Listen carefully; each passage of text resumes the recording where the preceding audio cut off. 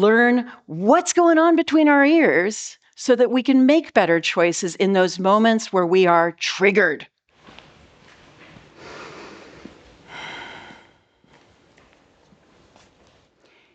You and your squid brain, how to think before you ink.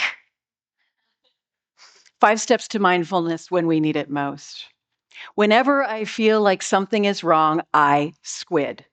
And I want you to as well. Whenever you feel like something is wrong, can you stop to ask questions before you go on? Can you ask good questions to better understand? Can you imagine your choices, then decide on a plan?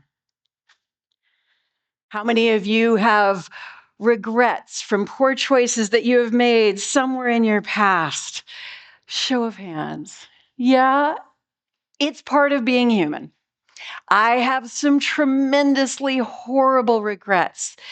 Choices I made back when I was younger because I didn't understand who I was and how my brain works. And this is what brings me to you today. I am passionate about how do we help kids of all ages learn what's going on between our ears so that we can make better choices in those moments where we are triggered. Can you think before you ink? The key is noticing. Step 0. Whenever you feel triggered, where do you feel it first in your body? For me, my heart starts to pound, my face gets hot. It's different for everyone. But the idea of recognizing this neuroscience here of your brain is going offline. You ever been so angry that you weren't thinking straight and said things you would never have really said? It's about being able to ask questions, being able to take a step back in those moments and evaluate, well, what do I really want to have going on here? Squid was born in 2008 as a 5-step decision-making tool when we were trying to help seniors learn how to evaluate their choices when they were being pitched on a financial opportunity. I've got the next Amazon just for you. But it might be a scam. So, can I get you to ask questions?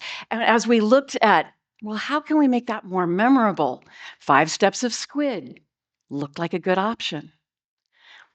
5 years later, it's been on the back burner for a while, but I've got an 8-year-old that I absolutely adore who's celebrating his birthday, and I want him to know what I didn't know at his age, and that's how your brain works. That's when you and your squid brain, can you think before you ink? Dr. Seuss inspired neuroscience showed up. And that's when I became Dr. Mel The SQUID Lady, performing and teaching in the K through 12 community and on the streets as a busker next to the balloon twisters and the face painters and all of the people out there just learning and open to that possibility of having a normal day. I'm anything but normal. So years go by, and this little seed of an idea becomes bigger and bigger in my life. I want to put it down, but I keep coming back to the number of things that draw me here to you guys. So 5 steps to trigger analytical thinking. One of my famous friends, Dr. Philip Zimbardo, working with me and seriously supporting, you've got to get this out there, Mel, got really frustrated and said, Mel, you don't just think outside the box, you live there. And that hurt. And my heart pounded. And I took a step back and I practiced the squid. I practiced my favorite power tool in my mental health kit is reframing. I came back to him. I said, can I use that as a testimonial?